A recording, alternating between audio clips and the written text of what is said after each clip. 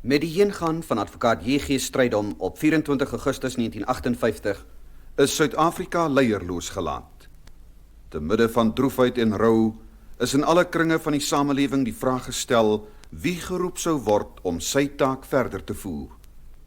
Meer as een persoon was in gedagte, maar op 2 September 1958 het die parlementêre caucus van die Nasionale Party beslis dat die mantel van advokaat Strydom op die bykans 57-jarige H.F.Verwored, sedert Oktober 1950 minister van Naturele Sake, sou val. Die keuse was geen verrassing nie. As Skilton High School in Bulawayo en daarna aan die Brandfordse Hoërskool waar hy in 1918 gematrikuleer het, as student aan die Universiteit van Stellenbosch en daarna as professor aan sy alma mater, het hy blyke gegee van 'n skerp intellek en die vermoë om teoretiese grondslae met die eise van die praktyk te paar. Toe hy op 1 Oktober 1937 as die eerste hoofredakteur van die Transvaaler 'n geheel nuwe wêreld betree het hy ook bewys gelewer van sy merkwaardige veelsidigheid en sy vermoë om op 'n kalm en nugtere wyse die mees omstrede strydvrae van sy tyd te hanteer. Die onderlinge verband van skynbaar onafhanklike gedagterigtings kon hy beter as enig iemand anders raak sien. En met sy visie van wat in die toekoms sal gebeur, het hy al sy tydgenote in die skadu gestel. Dit is aan hierdie man wat die toekoms van Suid-Afrika op 2 September 1958 toevertrou is. Sy groot aantal bewonderaars het in die caucus besluit gemoedsrus gevind. Suid-Afrika se toekoms was in veilige hande. Maar daar was ook ander, verteenwoordigers van 'n gedagterigting wat die vlug uit van sy verstand nie kon pyl nie, wat sy toekomsvisioene nie kon volg nie, wat hom as 'n koppige individualis bestempel het, wat eiesinnig 'n eie koers sou inslaan en saam met hom Suid-Afrika kortpad na afgrond sou voer. It was to this man that the future of South Africa was entrusted on the 2nd of September 1958. His numerous admirers were relieved by the caucus decision. The future of South Africa was in safe hands. But there were others, those unable to gauge the agility of his mind, incapable of following his visions of the future, who had branded him as an obstinate man, stubbornly bent on pursuing his own course and taking South Africa with him straight to the abyss. Wat sou die toekoms oplewer? Sou die belofte van 'n skrander loopbaan tot in daardie stadium die man en met hom sy volk geplaas voor 'n nuwe taak, tot nuwe hoogtes voer, of sou die eise van omstandighede te oorweldigend wees? 'n Eerste aanduiding van wat verwag kon word, is reeds die dag na sy verkiesing gegee, toe die nuwe eerste minister hom in 'n radiorede tot die volk van Suid-Afrika gewend het, en hy al die belangrikste fasette van sy beleid duidelik uitgestippel en in 'n omvattende politieke filosofie saamgevat het. Niemand hoef vir 'n enkele oomblik daaraan te twyfel dat dit steeds my strewe sal wees om die demokratiese instellings van ons land in die nodige ere te hou nie. Dit is een van die kosbaarste besittings van die westerse beskawing. Die volkswil, daarin geopenbaar, mag nie ondermyn word nie. Goeie samewerking tussen eensdenkendes ter bereiking van die gesamentlike ideale op staatkundige gebied is noodsaaklik en gelukkig weer eens verseker. Die krag wat van hierdie eenheid uitgaan, moet blywende waarde hê. Terselfdertyd sal andersdenkendes se reg om uiting te gee aan hul oortuigings steeds beskerm word. Dit is immers die plig van die regering om almal se belange te behartig. Vriendelikheid en regskaapenheid mag 'n volk ook steeds met reg van sy leiers vereis. Dit sal, dit glo ek vas, altyd hier te lande verkry word. Ten opsigte van die buiteland koester die Unie-regering die vreedsaamste bedoelings en die grootste welwillendheid. Hy sal steeds daarna strewe om vriendskapsbande met sy stam en buurlande te onderhou. In Afrika soek hy slegs goedgesindheid en sal hy aanhou om bystand te verleen aan onderontwikkelde state, veral deur die beskikbaarstelling van sy wetenskaplike kennis, gepaard met sy unieke ervaring van toestande op hierdie vasteland. in die reëling van verhoudings tussen die Unie en state en gebiede van Afrika, sal alle leiers as verstandige en verantwoordelike mense besef dat daar groot verskille tussen hulle lande bestaan, onder meer wat ras en lewenswyse betref.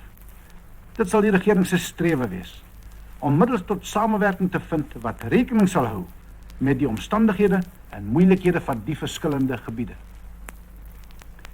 Die beleid ten opsigte van die kleurbeleid binne die Unie self word nog steeds misverstaan. Veral diegene wat nie uit ervaring kan meepraat nie, begryp nog steeds nie dat apartheid of aparte ontwikkeling berus op die besef dat die swakkere alleen teen die sterkere beskerm kan word. En die andersoortige en getal mindere alleen teenoor die getal meerdere veilig voel, met ander woorde, dat botsing alleen vermy kan word, indien daar soveel moontlik skeiding kom. Skeiding, of dit woongebied, of landgebied, of lewensterrein betref, beoog nie verdrukking nie. Dit beoog volle kanse vir almal, wat weliswaar net benut kan word tot die mate waarin die persoon of groep op verskillende stadia daartoe opgewasse is. Soiets kan net vir elkeen binne sy eie rassegemeenskap beplan en bewerkstellig word. Die basiese oogmerk en gevolg moet op die mees onomwonde wyse gestel word. Met die beleid van aparte ontwikkeling word geluk, veiligheid en die anker van 'n eie tuis, taal en bestuursgebied aan Bantu sowel as blanke gegun en nagestreef. Dit word soms uit die oog verloor dat die regering en elkeen wat 'n gesonde toekoms op morele grondslag wil bou, nie so moet dink aan die voorspoed, tevredenheid en vrymaking van die Bantu nie, dat hy die blanke se reg op beskerming vir hom van alles wat hy oor geslagte opgebou het uit die oog verloor. Sy goed, sy vryheid en sy regte kan egter, weens die getalle verhoudings, alleen vir hom behoue bly, deur hulle apart te laat besit of beoefen. Die verhoudinge tussen Afrikaans en Engelssprekende blankes in Suid-Afrika verbeter gelukkig steeds. Die spontane gesamentlike waardering van en rou oor 'n groot volksman met sterk oortuigings het dit weer eens bewys. Dit sal steeds my strewe bly om reg aan almal te laat geskied. En bo alles sien ek vooruit na die blye dag, wanneer almal so deur een vaderlandsliefde tot een volk met sy twee tale saamgesnoer sal wees, dat die politieke verskille wat dan sal bestaan, nie meer sal berus op die diepste sentimente nie, maar op blote meningsverskille oor maatskaplike en ekonomiese vraagstukke. Hierdie eenwording as volk sal na my mening alleen in 'n republiek van Suid-Afrika werklik tot stand kan kom. Daarom sal ek my beste kragte aan die vervulling van hierdie ideaal wil wy. En wel op so 'n wyse en tyd dat dit standhoudend sal kan wees. Met ander lande, veral ons stamlande en westerse geesgenote, moet en kan die vriendskap en samewerking steeds hegter word. Want so 'n republiek sal vry wees van alle sweem of skyn van gedwonge of eensydige gebondenheid. Dr. Verwoerd het met hierdie toespraak sy taak breed aangevoer, en daarbij nie slegs aan homself nie, maar ook aan die volk, wat hy van toe af moes lei, swaar eise gestel. Om aan die eise te kon voldoen, moes die volk van Suid-Afrika, wat uit verskillende bestanddele saamgevoeg is, tot 'n enkele eenheid groei. Maar daaraan het hy nie getwyfel nie. Dit was veral die spontane meegevoel wat hy persoonlik ondervind het, nadat op 9 April 1960 'n aanslag op sy lewe gemaak is, wat hom laat getuig het van sy geloof in dit wat wesentlik groot is in die Suid-Afrikaanse volk. Nadat hy die hospitaal op 16 Mei verlaat het, het hy 4 dae later die volk uit Libertas toegespreek. With this speech, Dr. Verwoerd began his task, and in so doing made rigorous demands not only on himself, but on the people that he was henceforth to lead. To meet these demands, the people of South Africa, composed as it is of diverse elements, had to become a single unity. But he had no doubts. It was in particular the spontaneous sympathy that he encountered after the attempt on his life on the 9th of April 1960 that confirmed his faith in that which is essentially great in the South African people. 4 days after leaving the hospital on the 16th of May, he addressed the people from Libertas in these words. The fundamental consciousness of a real South Africanism, which overrules everything else, is beginning to predominate over differences of origin, language, and outlook. Even though we do not often recognize this so clearly, national or personal distress reveals it to us time and again.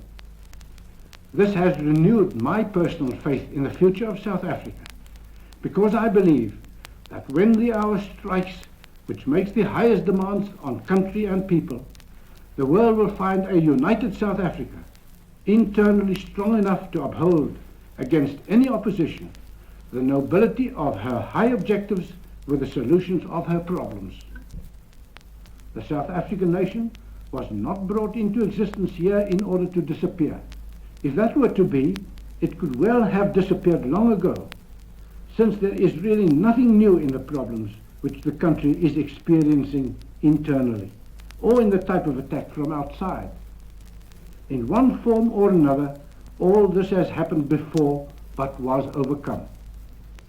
We cannot doubt for a single moment that internally we are busy today solving our problems on a higher plane than was possible before, and that the outside world will again realize that no true general advantage to mankind is born out of false sentimentalism or the selfish methods of power politics.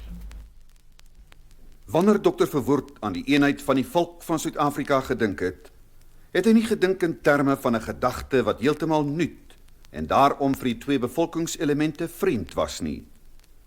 Hy het hom op die verlede beroep, na voorbeelde van saamwerk en saamvoel verwys, en dan met groot suggestiewe krag, wat hom as 'n staatsman van groot formaat bestempel het, daardie voorbeelde op sy eie tyd geprojekteer.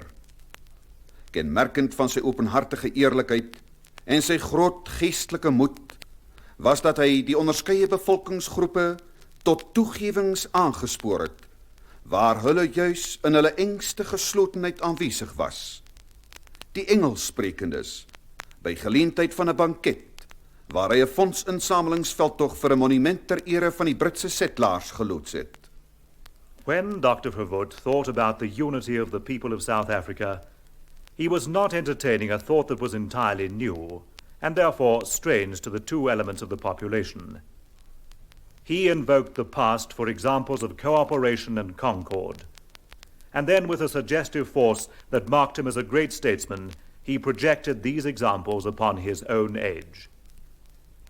Typical of his candid honesty and his great moral courage was his ability to induce the different sections of the population to make concessions even where they were most isolated in their reserve.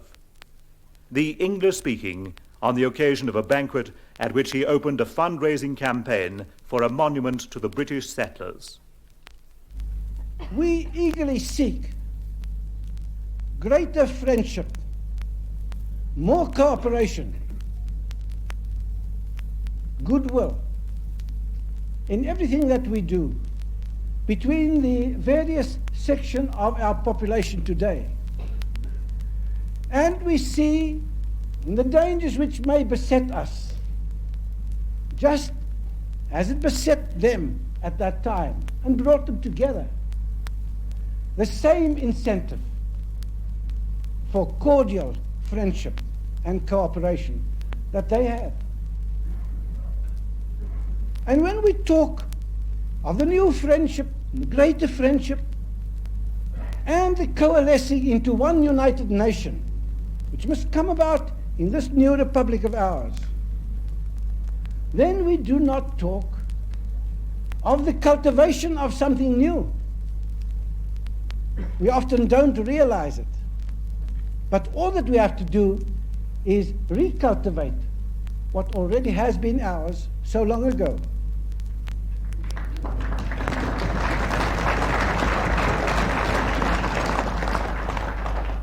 The paths of the two sections of our population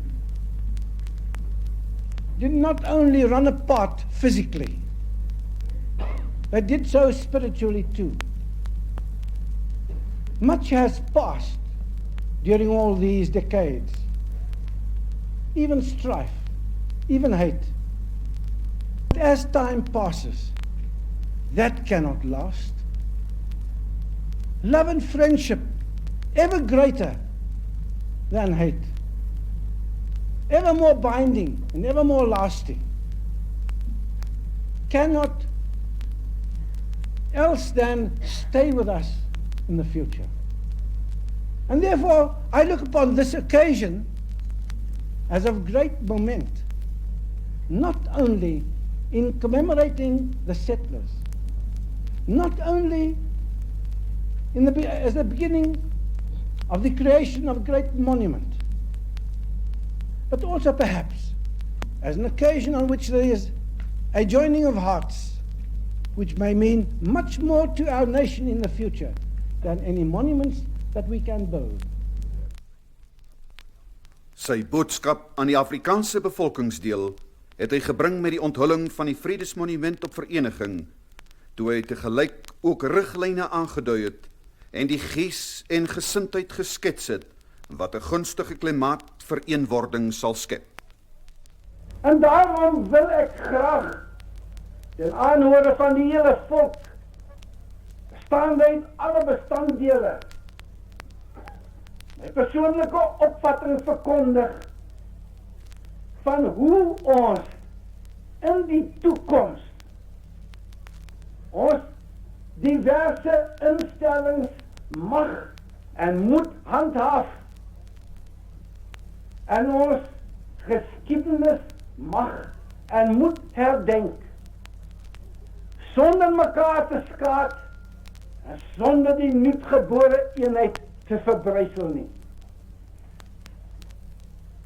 Ons sou 'n arm volk word. Ons sou die republiek binnegaan, leeg en hol, aan beide kante van die taalgrens.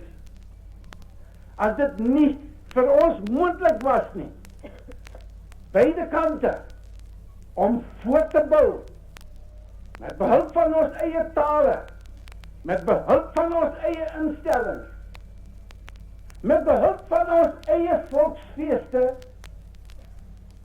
dit wat goed in ons verlede was.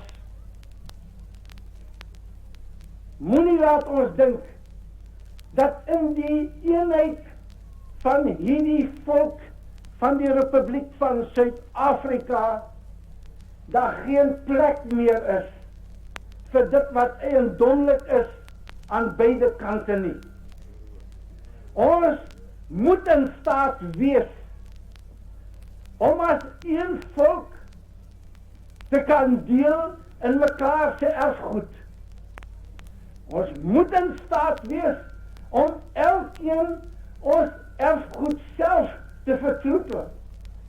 Of dit ons taal is, of bestanddele in ons kultuur, of geestelike rykdomme wat ons geërf het, of trots op besittings van die verlede, of roem op helde wat ons vooruit gegaan het.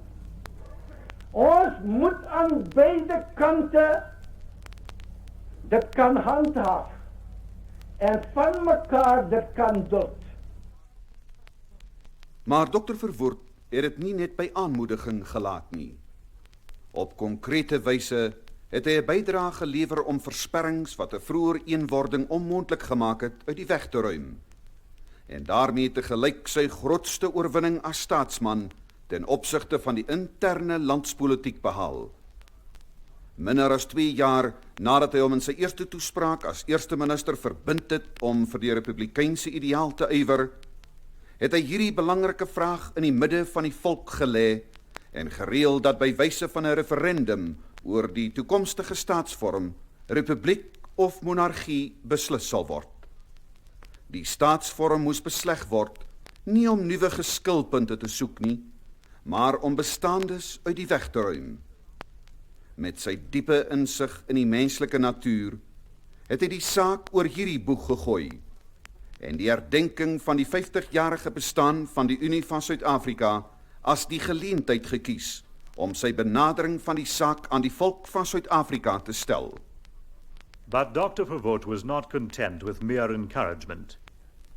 In concrete fashion, he contributed to the removal of obstructions that had made an earlier unification impossible, and at the same time won his greatest victory as a statesman for his internal policy. Less than 2 years after pledging himself in his first address as Prime Minister to strive for the Republican ideal, he put this important question to the people and arranged a referendum to settle the future form of the state, whether republic or monarchy. The form of government should be decided not by seeking new bones of contention, but by getting rid of existing ones. With his profound insight into human nature, he took this line and chose the 50th anniversary of the Union of South Africa as the occasion for putting the question to the nation.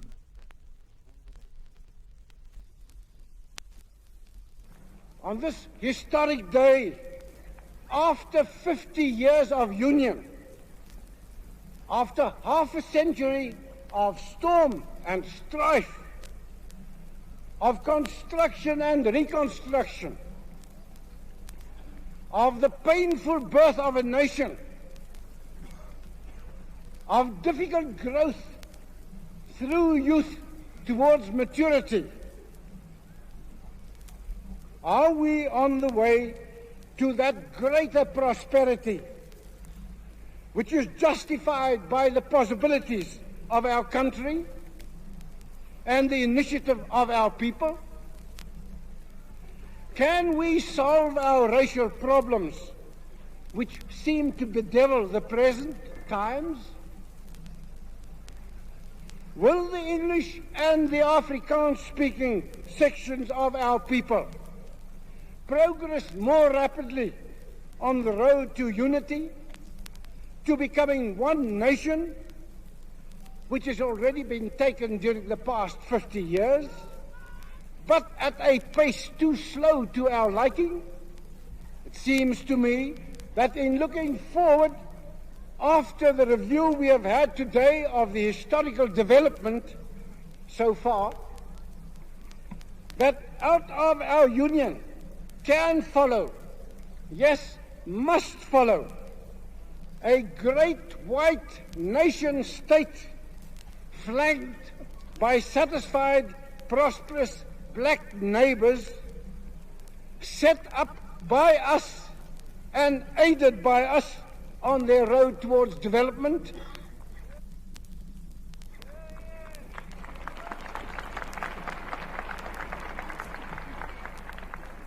On the horizon, I see our republic, the republic of the English and the Afrikaans-speaking alike.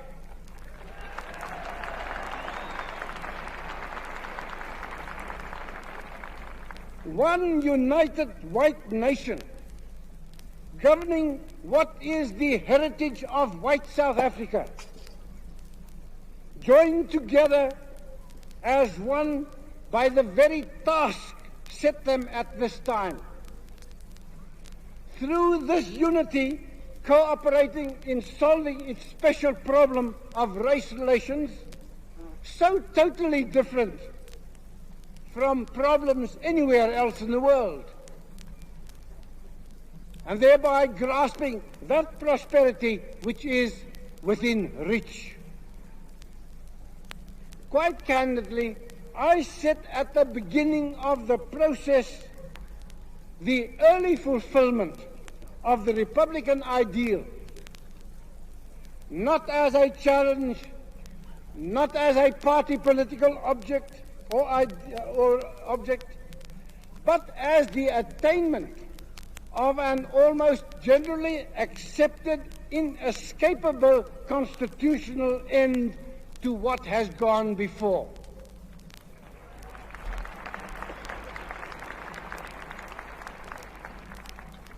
After half a century of cooperation, difficult, very difficult at times, a stage has now been reached when both groups are faced with a chance as never before to bury the past and to let it become joint history, joint history of a unified people.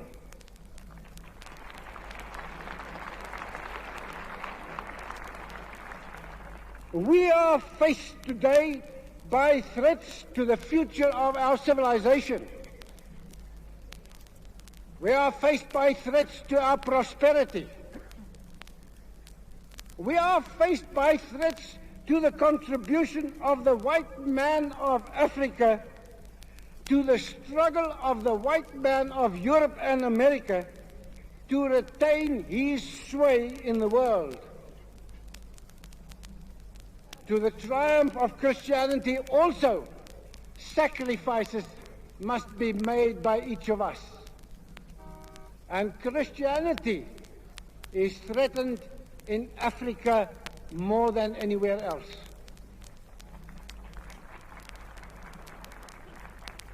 Sacrifices of sentiment are demanded of each of us. There should not only be a union of provinces in South Africa, there should be a union of hearts. I feel assured that once the constitutional issue has been settled in this manner, we shall find ourselves on other matters in far greater agreement on those issues of racial and economic policy than is apparent today. I firmly believe that the constitutional issue is obscuring general agreement on most of the problems that we have to deal with, and that we lack unity and that we lack strength because of one obstruction, and one obstruction which need not last much longer.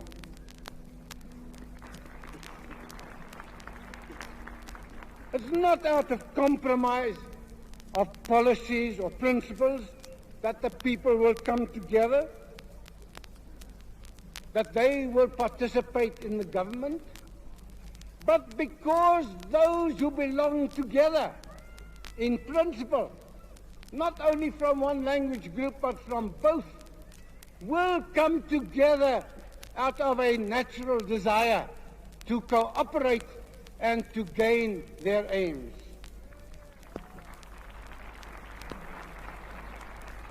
I therefore make this appeal to the English-speaking section to do what the Afrikaans-speaking section is prepared to do, namely to create a republic on the lines acceptable to all, according to the process of give and take, as was indicated before other newer objects were set.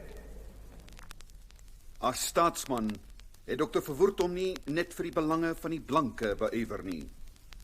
Hy het besef dat die toekoms van Suid-Afrika bepaal sou word deur die geluk van al sy inwoners, en het om die rede besondere aandag aan die nie-blanke gemeenskappe gegee. Dit is juis in die opsig dat Dr. Verwoerd sy grootste oorwinning as staatsman behaal het. Vandat hy in 1950 verantwoordelik was vir Suid-Afrika se naturele beleid, het hy met 'n veranderde wêreldgees te doen gekry, wat in blinde vooroordeel teenoor alles wat in Suid-Afrika beoog is, in 'n negatiewe sin gereageer het. Afgesien daarvan dat Dr. Verwoerd op tradisionele grondslae 'n eie nie-blanke beleid moes opbou, moes hy voortdurend 'n oningeligte wêreld van die opregtheid van Suid-Afrika se bedoelings probeer oortuig, en in daardie verband die blanke se bestaansreg aan die suidpunt van Afrika verdedig. Sy taak is bemoeilik, omdat die mense in wie se belang hy met 'n nuwe beleid gekom het, deur gehuurde agitators tot verzet aangespoor is. Met 'n taaie volharding, kenmerkend van slegs die begenadigde enkele werklike groot gees, het hy onvermoeid voortgearbei. Geduldig, voortdurend sy standpunt gestel en verduidelik. Die een faset na die ander van sy beleid ontplooi en ondervind hoe onkunde langsamerhand gewyk het, en sy beleid deur hulle vir wie dit bedoel was, in toenemende mate aanvaar is. Dr. Verwoerd het tot die grootste hoogte van staatsmanskap uitgestyg, Nie slegs vanweë sy algeheel nuwe benadering van 'n grondliggende probleem nie, maar veral vir die oortuigingswerk wat hy gedoen het en vir die begrip wat hy gekweek het, vir die koppige vooroordeel wat hy oorwin het. Omdat integrasie vir hom heeltemal onaanneemlik was, het hy die weg van afsonderlike ontwikkeling verkies. En hy het aan 'n oningeligte wêreld verduidelik dat anders as wat 'n subtiele propaganda oor die jare heen probeer uitmaak het, daarmee nie onderdrukking, verslawing of diskriminasie beoog word nie. Trouwens, aan apartheid kleef nie 'n enkele negatiewe kenmerk nie. Dit is positief en in belang van blank en nie blank. Die apartheidsbeleid aanvaar al die inwoners van die land as menslike wesens met 'n eie waardigheid, regte en geregverdigde ambisies. Dit erken die Bantu gemeenskap en het vertroue in sy groeikrag en vermoë om verantwoordelike leiers voort te bring. Dit wil die Bantu help om onder sy eie mense te werk, onder omstandighede waar hy nie hoef mee te ding met magte waarteen hy nie opgewasse is nie. Dit is genadig en regverdig en bied aan elkeen 'n kans binne sy eie kring. Dit wil die swakkere teen die sterkere beskerm en die getalsmindere teen die getalsmeerdere veilig laat voel. Dit beoog, soos Dr. Verwoerd dit by 'n geleentheid so kernagtig uitgedruk het, fairness to each and justice to all. Nadat die Statebondskonferensie van Maart 1961 in die sin misluk het dat Suid-Afrika genoodsaak was om sy aansoek om as republiek lid van die Statebond te bly terug te trek, het Dr. Verwoerd in 'n toespraak voor die South Africa Club sy kenmerkende onverskrokkenheid openbaar en op vreemde bodem 'n simpatieke gehoor ingelig oor die alternatiewe wat in Suid-Afrika met betrekking tot rasseverhoudinge gevolg kan word. Hy het ook nie nagelaat om die implikasies van elke alternatief te stel nie, en dit aan die goeie begrip van sy toehoorders oorgelaat om te besluit wat hulle sou doen as hulle in Suid-Afrika woonagtig was. As a statesman, Dr. Verwoerd had not only worked in the interest of the whites. He understood that the future of South Africa would be determined by the happiness of all its inhabitants, and therefore gave special attention to the non-white communities. It was precisely here that Dr. Verwoerd won his greatest victory. From 1950, when he was responsible for native policy, he was faced with an altered spirit in the world, which, in blind prejudice, reacted negatively to everything planned in South Africa. Besides having to establish a specific non-white policy on traditional foundations, he had constantly to try to convince an ill-informed world of the sincerity of South African intentions, and to defend the right to existence of the white man in Southern Africa. His task was rendered more difficult because the very people in whose interest the new policy was conceived were incited to opposition by hired agitators.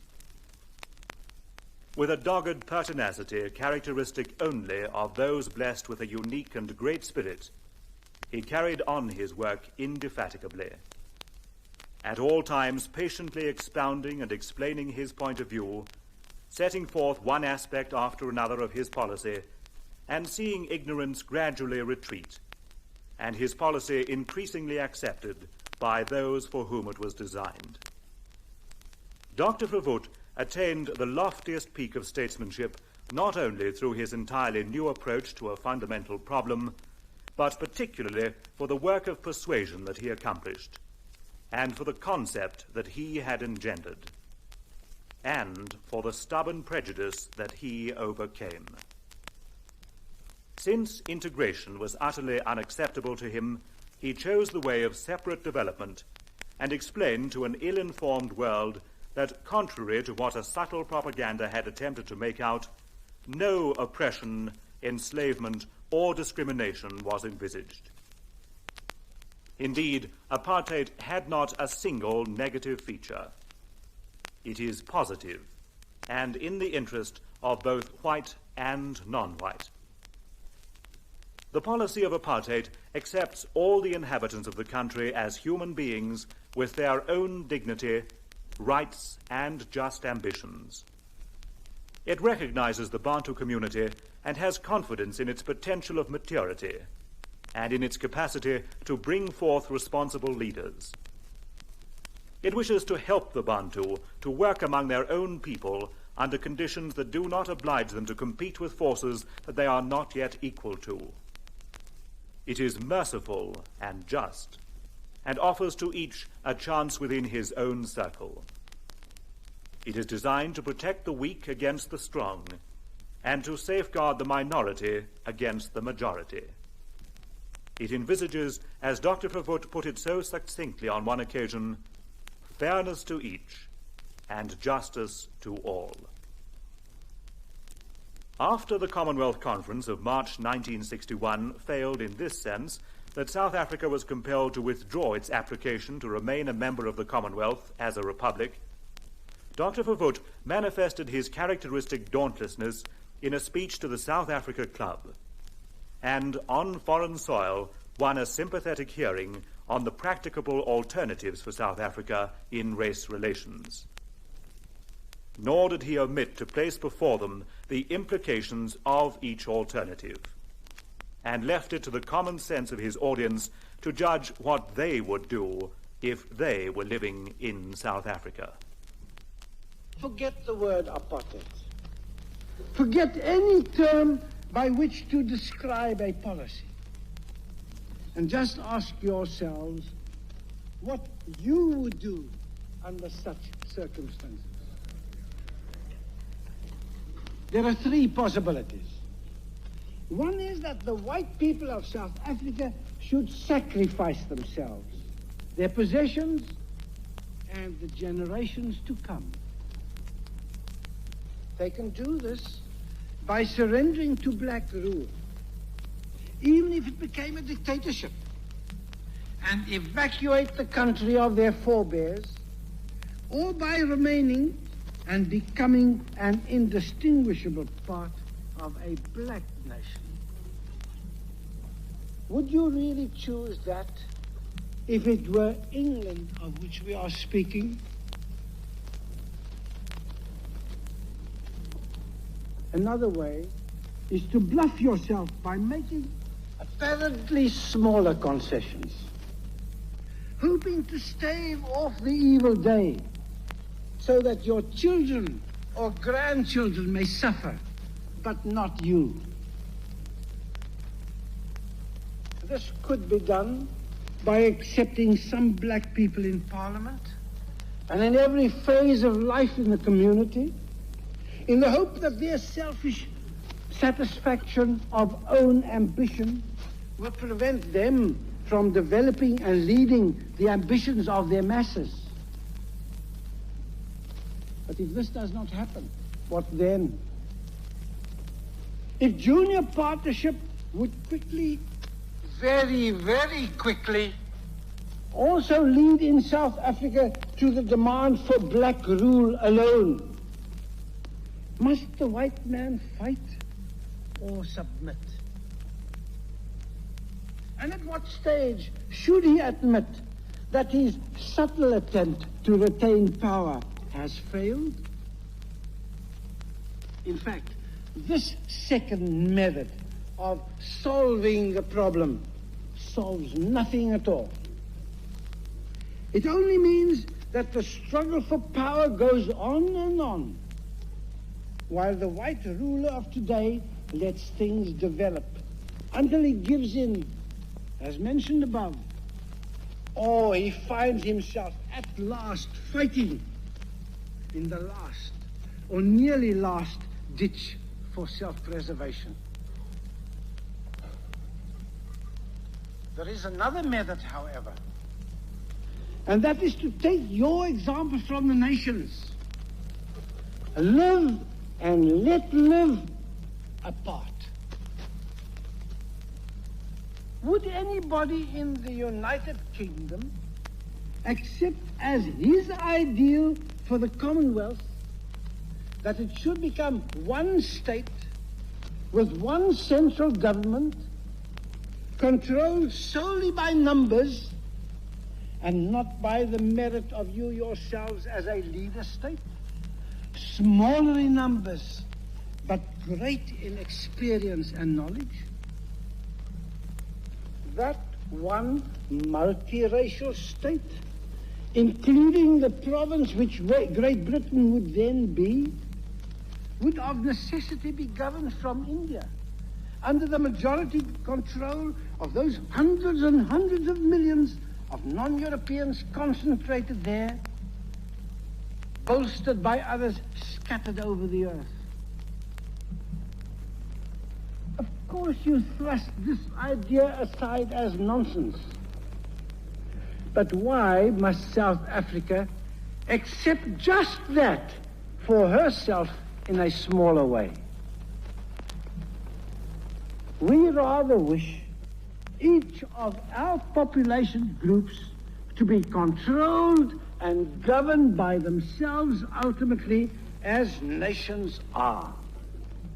Then they can cooperate as in a commonwealth or in an economic association of nations where necessary, as Europe teaches us. Where is the evil in this? The evil of which we hear so much. Or in the fact that in the transitory stage, our present transitory stage, the guardian must needs keep the ward in hand and teach him and guide him and check him when necessary. This is separate development. South Africa will proceed in all honesty and fairness to seek, albeit by necessity through a process of gradualness, peace, prosperity, and justice for all, by following the model of the nations, which in this modern world means political independence with economic interdependence. Assimilasie of integrasie, wat deur ver afwonende teoretici as 'n oplossing vir Suid-Afrika se rasseprobleme voorgehou is by verskillende geleenthede deur Dr. Verwoerd as vals ontrafel. En die onbillikheid daarvan nie slegs teenoor die blanke nie, maar ook teenoor die Bantu, die kleurlinge en die Indiërs aangetoon. In een van sy laaste openbare toesprake, by geleentheid van die Republiekfees op 31 Mei 1966, het hy dit opnuut aangetoon. Assimilation or integration, which is put forward by remote theorists as a solution to South African race problems, had been refuted by Dr. Verwoerd on various occasions, and its unfairness, not only to the whites, but also to the Bantu, Coloureds, and Indians, demonstrated. In one of his last public speeches at the Republic Festival on the 31st of May 1966, he reaffirmed it. It can be true that in the United States of America, its huge majority, white people, can assimilate in the course of time, the non-whites in their midst. And if that is their policy, that is their way of life, who are we to question it? It is their problem, it is their country, those are their peoples, and it is their future, which they must seek themselves in their own way. Perhaps that may be the best solution there. And in the United Kingdom, which has created a similar problem for itself, it may also be the right way to absorb and to assimilate. But is it the right way for a country like the Republic of South Africa? If we were to apply that principle of assimilation as if it were the only moral solution for our problems, what would happen to the white man whose heritage this South Africa is, settled by his forefathers built by them throughout 3 centuries and more, a home for its people, drenched with the sweat and the blood of these 3 centuries of peoples?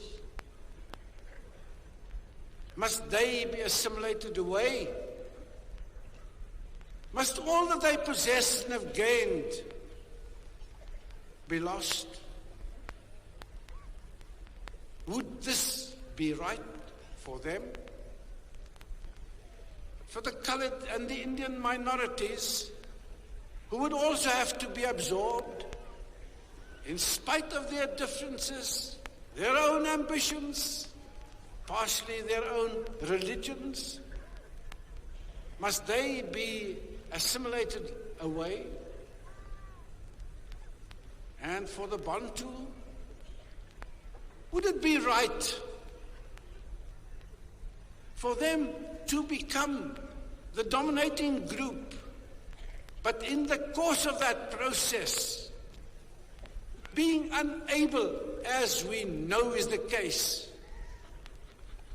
to direct and run and develop the stage of Western civilization this country has reached, of industrialization and more? Would it be right to their masses, the few who might attain rule, may be satisfied and may be wasters for all we know, but the masses would become, to a great extent, unemployed and in great trouble, as we have seen elsewhere in Africa? Would it be just to them? Would it be moral to create the appearance of freedom, but the facts of slavery would be lived? And so, morality seeks another solution, and that is the solution which this republic is attempting today.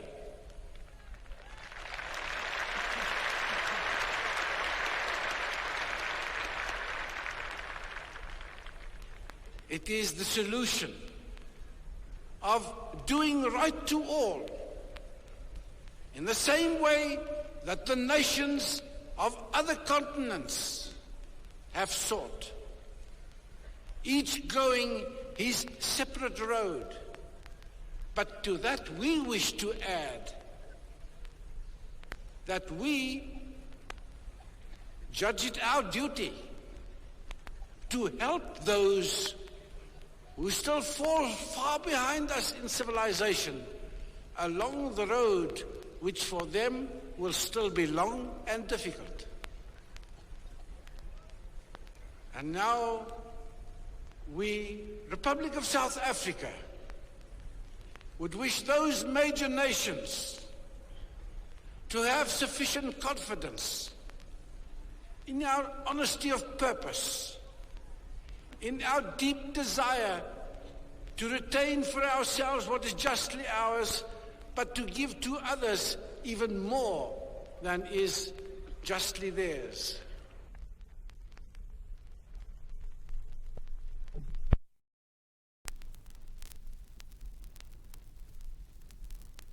Presies 6 jaar vroeër, by geleentheid van die Unifies op Bloemfontein, het hy die integrasiebeleid eweneens veroordeel en baie duidelik aangedui wat Suid-Afrika se voorneme was om in die plek daarvan te stel.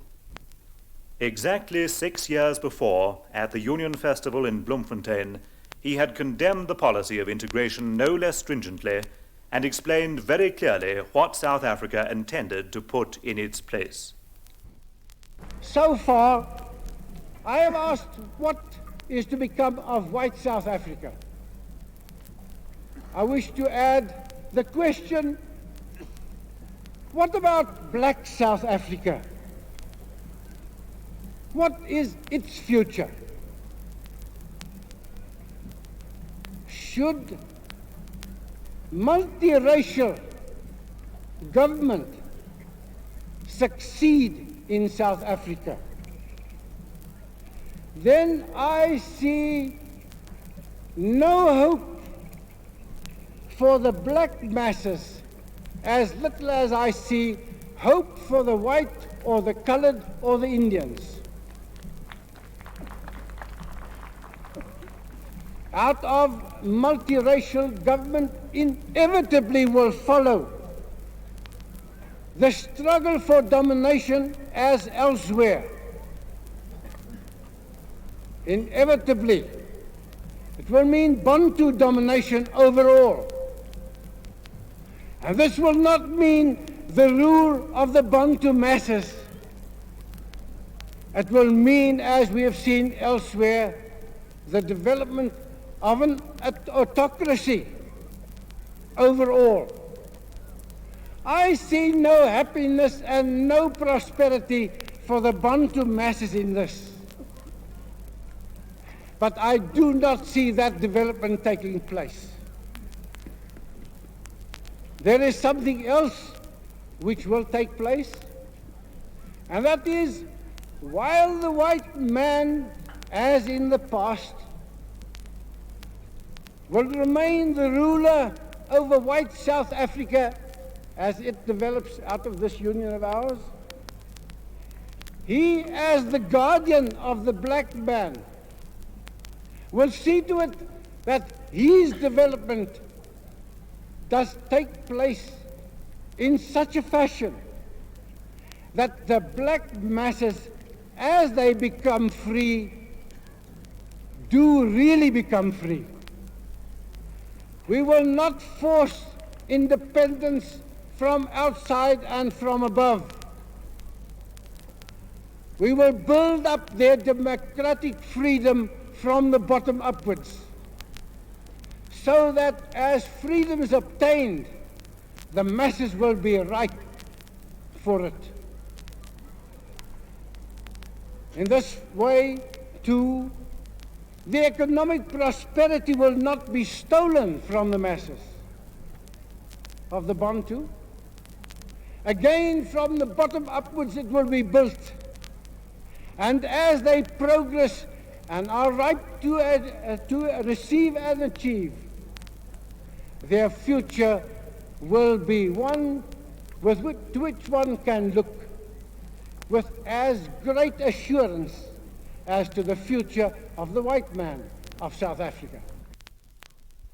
Oor die ongevraagde inmenging van wysneusige, maar algeheel onervare raadgewers van buite, het Dr. Verwoerd hom skerp uitgelaat en die reg verdedig van die inwoners van Suid-Afrika om gelei deur die ervaring van eeue hierdie probleem op die enigste doeltreffende wyse op te los. En dit is eienaardig dat daardie wêreldgees weer net soos destyds nie gerig is teenoor ons as blanke nie, as Afrikaner nie, maar gerig is ook teen alle blanke. Daardie gees is ene weer van die verheerliking van die edele barbaar. Alles wat die nie-blanke sê of doen, is goed of word goed gepraat. Hy ruw barbaars optree, dan word het beskryf as maar net kenmerkend van 'n oorgangsperiode.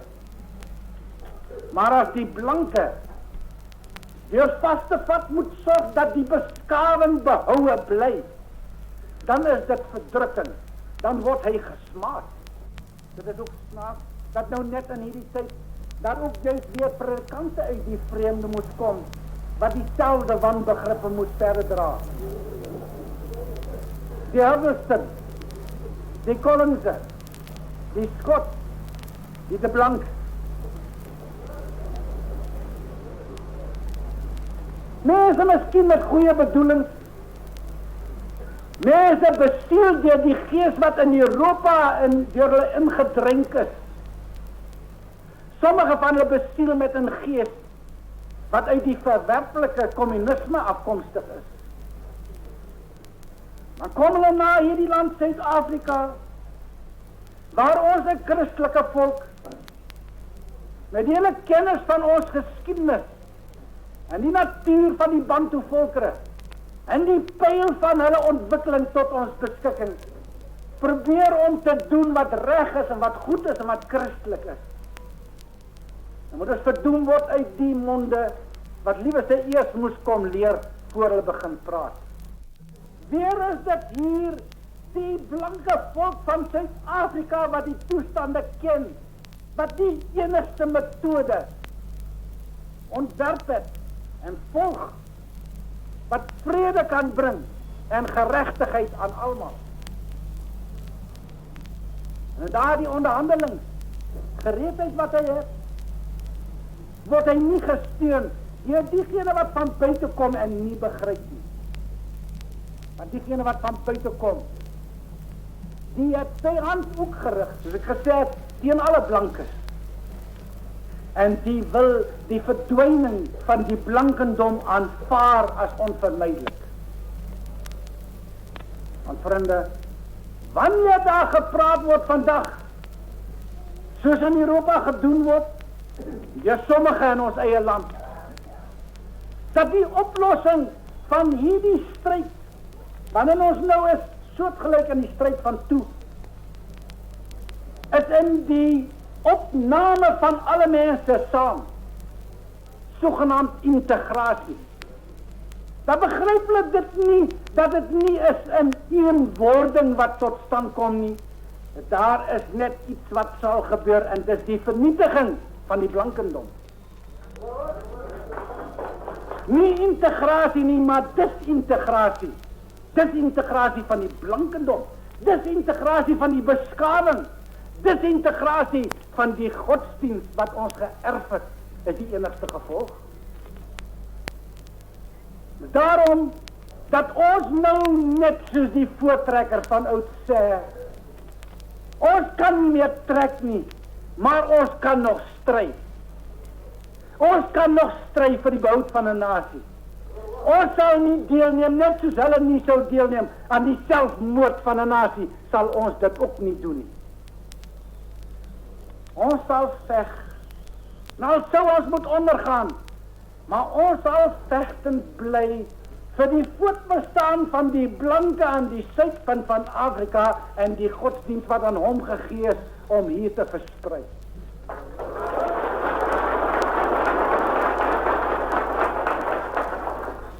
En ons sal dit doen net soos hulle, man, vrou en kind.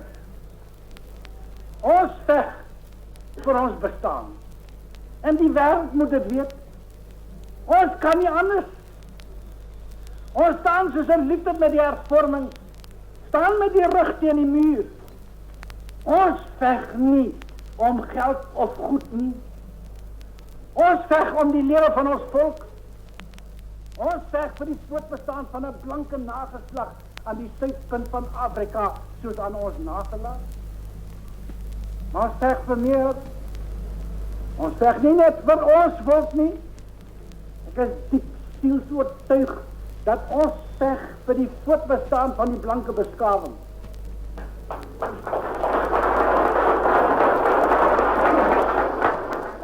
As ooit die stryd tussen Oos en Wes moet kom, as Afrika ooit ergens sy gewig moet ingooi en dit 'n beslissende gewig sal wees, dan sal Afrika se gewig aan die kant van die blanke en die westerse nasies alleen daar wees. As die idee waarvoor ons as 'n volk staan kan bly seëvier. As hierdie blanke voorpos aan die suide van Afrika kan bestaan self.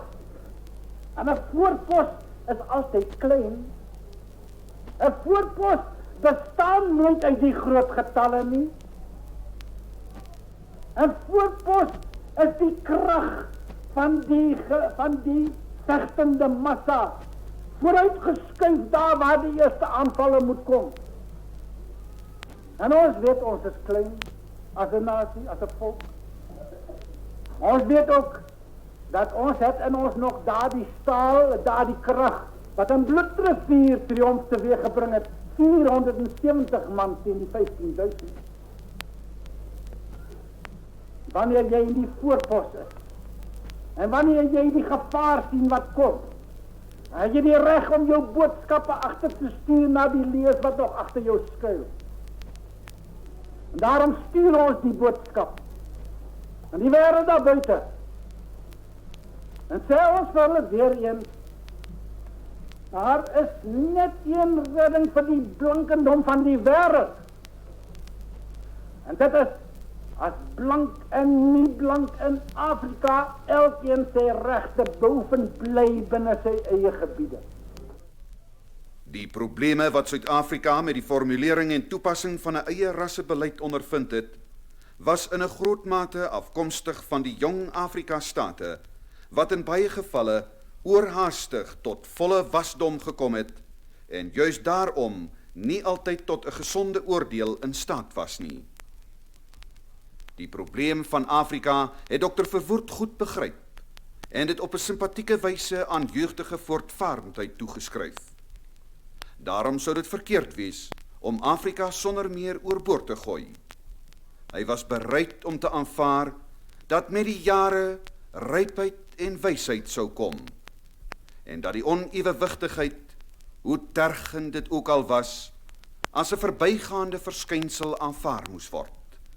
The problems that South Africa encountered in the formulation and application of its own race policy were to a large extent attributable to the young African states, which in many cases had prematurely attained full independence and were therefore not always capable of sound judgment. Dr. Verwoerd understood very well the problem of Africa and sympathetically ascribed it to youthful impetuosity. It would therefore be wrong to throw Africa overboard without further ado. He was prepared to believe that maturity and wisdom would come with the years, and that this instability, however irritating it might be, should be regarded as a transient phenomenon. The restless giant Africa, awakening but still heavy-lidded with sleep, cannot as yet clearly see whither it is bound. Excluding the countries of the north and the extreme south, Africa is undoubtedly still dazed from an age-long, nay, lifelong coma with regard to what happened in the world outside, to the growth of civilization and to its own development. At long last, however, the arrival of the white man, his initiative and labours, his introduction of science and knowledge, of cultural activities and state organization, and of objectives in all spheres of endeavour, is beginning to stir the giant to life. Black states are coming into being, although they do not appreciate those who freed them from the bonds of their own past and ignorance. Their immaturity exposes itself in the lack of gratitude towards those who were responsible for their survival, in rash attempts to take upon themselves a greater part in international affairs than that of which they are capable, in the impatience and harshness with which they treat their own people and their neighbours, and in the arrogance towards more experienced nations prepared to help them. This causes confusion throughout Africa. He who is acquainted with the nature of youth, and what follows applies to nations as well as to individuals, will however bear in mind that with maturity, better mental balance, and a more sober and modest estimate of one's own strength and of one's own rights as compared to those of others is reached. Notwithstanding what is happening now, the bright rays of hope, therefore, shine even over Africa, including this southernmost land of ours.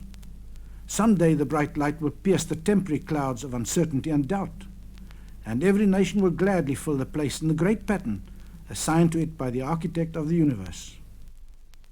Ondanks die volgehoue vyandigheid van die Afrika-state teenoor Suid-Afrika, het Dr. Verwoerd daarvoor nie 'n wrok toegedra nie. Hy het bo kleinlikheid uitgestyg en daarmee 'n ander faset van sy besonder ewewigtige persoonlikheid openbaar. Trouwens, telkens wanneer die geleentheid hom voorgedoen het, het hy Suid-Afrika se gewilligheid beklemtoon om met die middele tot sy beskikking die swart state te help in hulle ontwikkeling.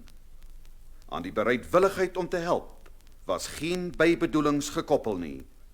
In eerlike opregtheid is die welstand van verarmde en onontwikkelde gemeenskappe in gedagte gehou. Die opening van die H.F.Verwoerd tonnels in Noord-Transvaal het aan die eerste minister 'n gunstige geleentheid gebied om die Afrika-vraagstuk simbolies te benader. Maar my vriende, die natuur het in die pad van daardie beweging, noordwaarts en suidwaarts, in versperring gelê. Die versperring van die Soutpansberge. En hierdie versperring in al sy majesteusheid moes oorwin word. Daar was pogings jare gelede om hom heen te loop. En die dae van ouds, toe daar nog min ontwikkeling was net noord van hierdie poort, toe die predikante van Pietersburg per voet, per fiets en per muilwa huisbesoek moes afgelê het by die enkelinge wat tot aan die grense van ons staat gewoon het.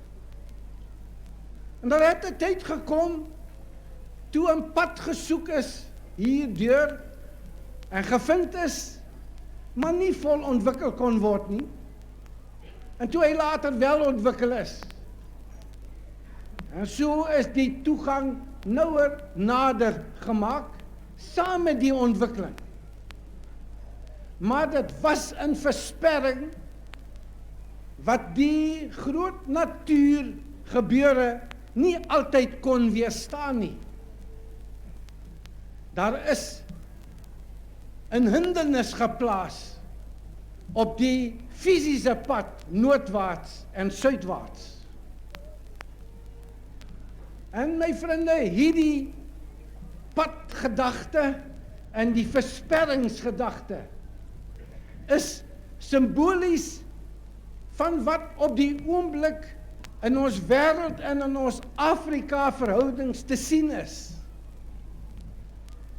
Hier is die harte van die volk van Suid-Afrika oop na die noorde, en hy is oop vir die beweging na ons toe.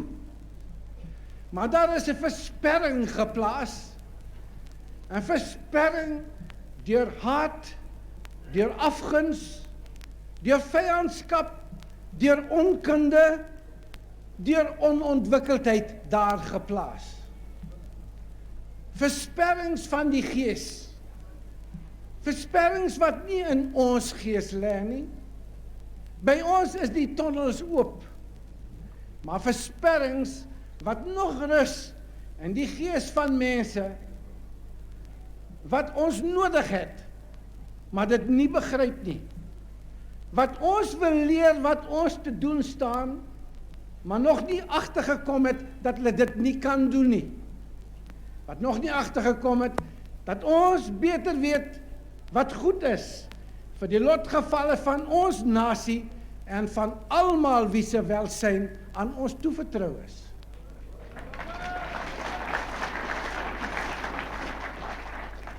Dit is daardie versperrings op die geestelike pad noordwaarts en suidwaarts wat ons moet verbreek. Ek praat nie van ons vriende net aan die kant die Limpopo nie. Tussen hulle en ons is die paaie oop. En daaroor is ons bly. Ek praat eintlik van ander verder weg. Maar die versperrings mag nie bly bestaan nie. Die versperrings moet ook 'n pad kry en tonnels moet ook deurgeboor word, hoe hard die graniet van hulle weerstand ook al is. En daarom is dit, dat hierdie padbou en hierdie tonnelbou 'n simptoom is van wat ons wil doen en moet doen en sal doen.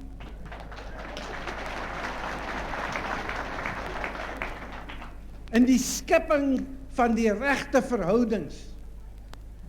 En al lê die wêreld en al lê die state van Afrika wat 'n hindernisse ook al op ons pad. Dit is die triomf van die menslike gees deur die geslagte heen, om hindernisse te oorwin en nie om hindernisse te laat afskrik nie. En daarom, my vriende, moenie laat ons ontstel oor die wêreld en wat hy oor ons te sê het nie. Laat ons alleen ontstel as daar in onsself nie genoeg vegkrag en werkkrag en denkkrag is om dit te oorwin wat in ons pad gegooi is.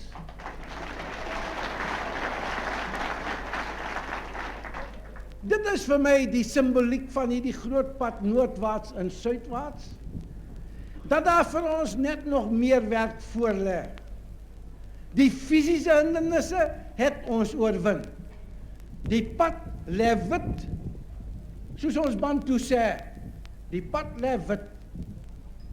Nou lê die pad in die toekoms ook vir ons om te bou wit na die harte van mense.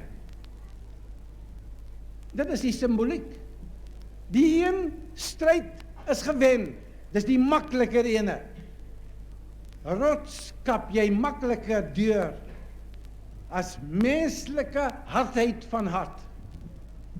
Maar soos die een, so kan die ander deurboor word. En ons glo in ons toekoms en ons glo in ons goeie verhoudings met almal oral in die wêreld en in Afrika, wat hulle nou ook al dink. In sy bereidwilligheid om 'n helpende hand na die state noord van ons eie grense uit te strek, het hy by geleentheid van 'n optrede voor die studente van die Universiteit van Pretoria selfs beklemtoon dat in die opleiding van ons eie studente ons ook met die behoeftes van die minderbedeeldes in Afrika rekening moes hou. By dieselfde geleentheid het sy gewilligheid opnuut geblyk om die posisie en aansien van die Afrika-state, ondanks hulle onrypheid en soms byna kinderagtige optrede, te eer en te eerbiedig. By 'n later geleentheid, een van sy laaste openbare optredes, het die eerste minister die saak op sy gebruikelike welwillende wyse benader, maar tog in ernstige woorde die waarde van selfwerksaamheid, vlyt en ywer onder die aandag van die swart state gebring.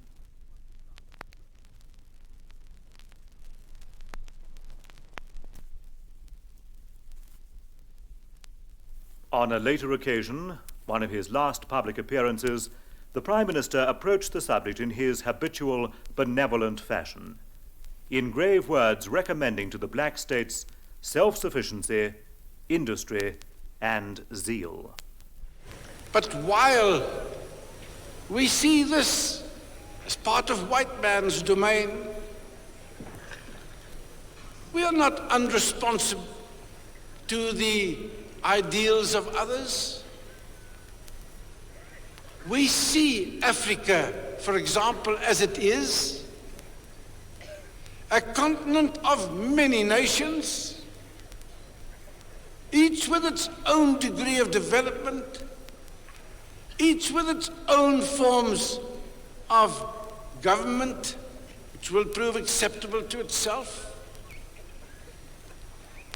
each with an own pace at which it can progress, a continent of many nations, black nations, and in the southern portion, white. And if the world could only realize that this continent is no different from Europe with its many states and nations, and Asia with its many states and nations, if it only could realize that in this Africa to which we belong, the differences are there and will remain there and must lead to the existence and coexistence of many widely different peoples and states.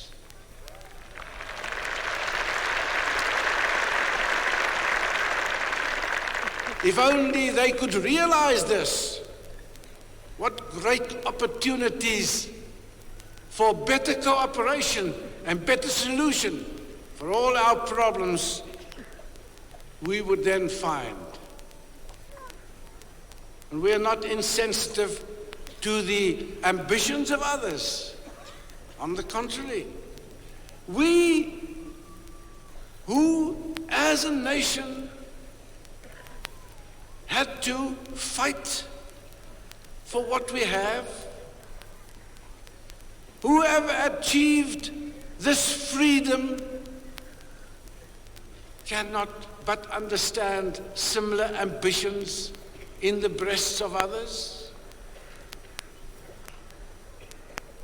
Those who believe in their own nation and its separate existence are best capable of understanding the desires of others for the same. We understand the nationalism of each of the separate states of Africa. We understand the similar ambitions in the breasts of the various nations and national groups at present within our own boundaries. And because of our own experience, we not only understand their ambitions, but would also wish to help lead them to fulfillment in the right way, so that it can be an achievement not only for a selected few, a dictator or two, but for the masses, their progress and their happiness.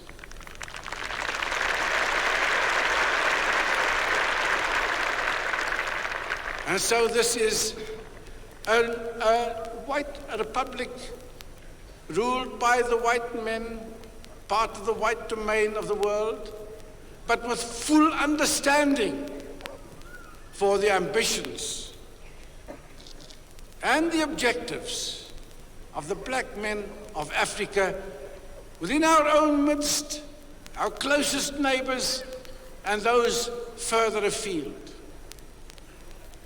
But this republic is also a republic of goodwill and friendship. We desire the well-being of all. We have no ambitions, in spite of what some say, to exploit others. Our nearest neighbors, the High Commission territories, need have no fear.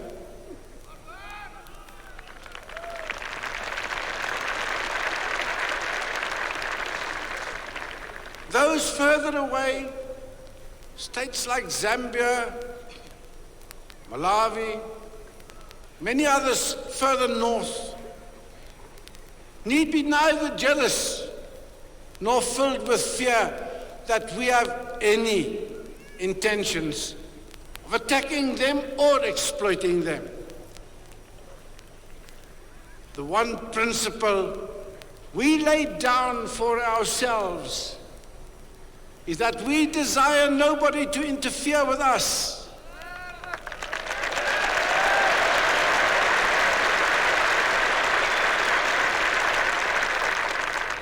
And that precept by which we wish to live, we intend to apply to others. We will not interfere in the development of Basutoland or Swaziland or Bechuanaland or Malawi or any other state of Africa.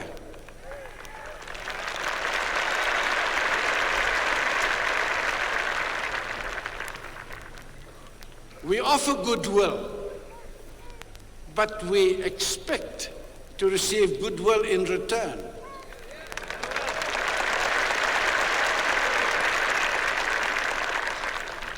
We will not interfere, but we will not be interfered with.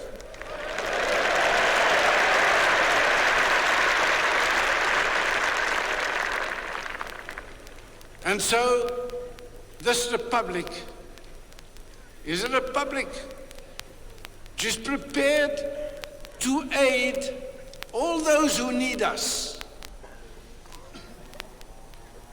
But since our hand of friendship has been struck aside so often, the initiative to obtain aid rests with those who need it. They must ask, and we can give.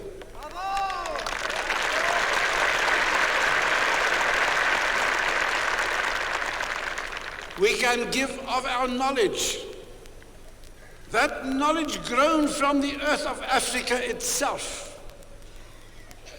We can give of our prosperity, plucked from the hard earth of Africa. All that we possess, we worked for. We are not prepared to hand out to buy friendship. We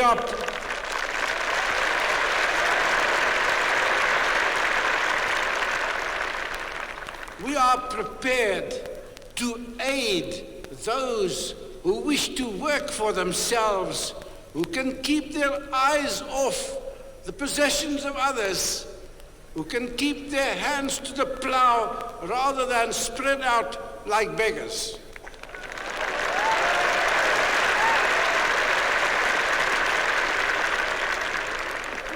We wish to help in the process of self-development, because no respect and no continued independence can be achieved without working hard and developing your own country yourself. Die kanaal waarlangs die verzet en vyandigheid van die Afrika-state veral tot openbaring kom, is die 4-4, waar hulle saam met 'n groep Asiatiese state 'n magsiewewig vorm. Knaphandig word hierdie situasie in eie voordeel uitgebuit en selfs die groter westerse moondhede gedwing om na hulle pype te dans. Jaar na jaar word die vergadering van die wêreldorganisasie as 'n platform gebruik om teen Suid-Afrika op te tree en in sy binnelandse politiek in te meng. Oor die jare heen het Suid-Afrika met groot geduld verdra en verduur dat die jong state op die wyse hulle politieke onmondigheid kon demonstreer. Maar op die duur het die negatiewe houding irriterend geword en het Dr. Verwoerd hom genoodsaak geag om daarteen 'n duidelike standpunt in te neem. There is thirdly the feud against South Africa carried on at United Nations by some African, Asian and communist states. This shows signs of entering another phase. South Africa has endured these attacks with great fortitude for many years. Everybody admits that her conduct has been irreproachable. Others, even the United Kingdom and the United States of America, have recently been subjected to similar reactions and demonstrations. The United Nations has thus reached a stage where it is dominated by the new and immature states, who do not even balk at trying to enforce their will on the internal affairs of those major nations who carry practically the whole financial burden of the organization itself. This world organization, or its subsidiary bodies, has also descended to the deplorable level of taking resolutions to serve the interests of these minor states without feeling compelled to apply its own resolutions impartially. A case in point is the recent decision against interference in the domestic affairs of states, a principle of the Charter for which South Africa has fought from the outset, and the contention, nevertheless, based on specious argument that South African affairs are not domestic in terms of this resolution. This is not only ludicrous, but hits at the very basis of honest association. What the future holds for United Nations in its present form, only time can tell.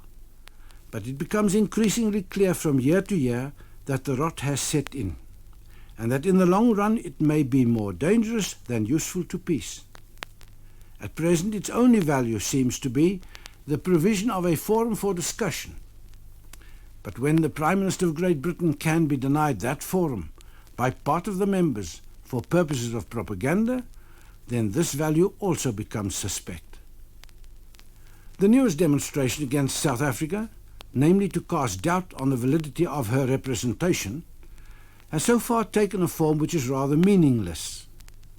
I give fair warning, however, that although South Africa, feeling herself as she does part of the Western nations, with obligations to them however often they have left her in the lurch, has continued as a member of the United Nations through many years of strain and stress since its foundation, she will not be prepared to suffer the indignity and injustice of having her voting powers curtailed or withdrawn.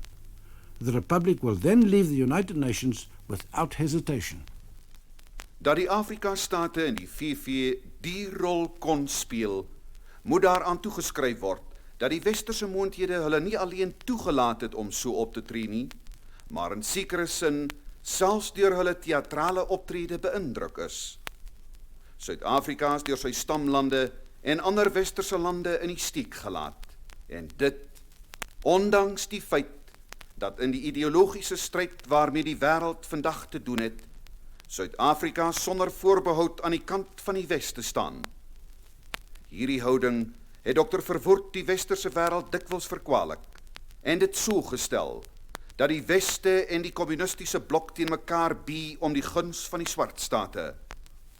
Hoewel Suid-Afrika alle rede het om van die Weste afvallig te raak, het Dr. Verwoerd deurentyd trou gebly aan sy westerse verbondenheid en by herhaling benadruk dat Suid-Afrika op goeie voet met die state wil verkeer.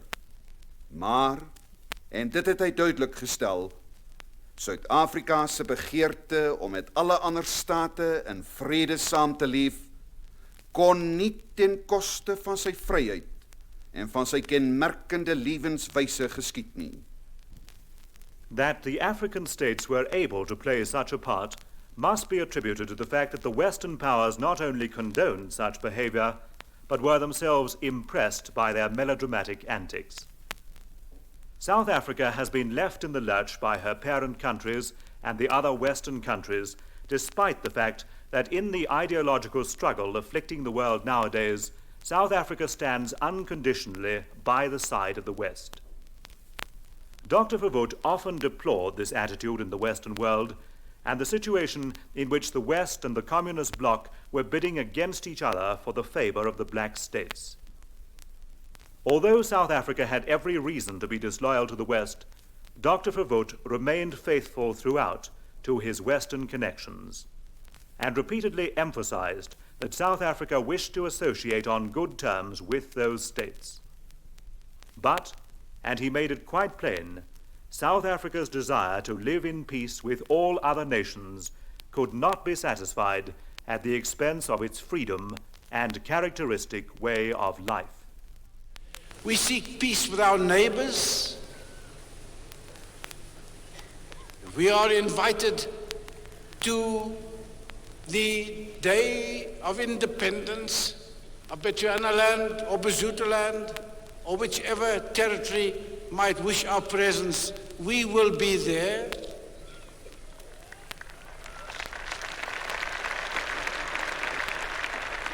We seek peace and friendship with the great nations of the world. But we will not sacrifice this republic and its independence and our way of life.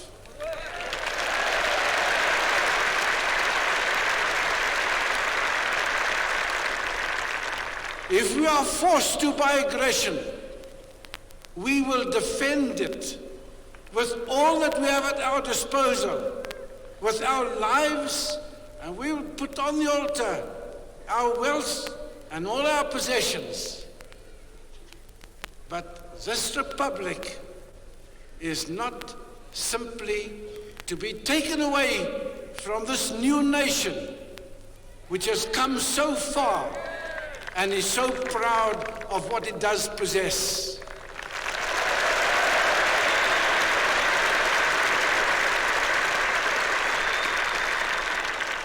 And therefore this republic offers to the non-white peoples in our midst a future as separate nations or in other ways where necessary. We offer to our immediate neighbors cooperation and goodwill. We do not wish to exploit in the form of any type of economic colonialism their interests. We would rather see them develop on their own and in full control of what is theirs, and must remain theirs in our view, as what is ours must remain ours in our view.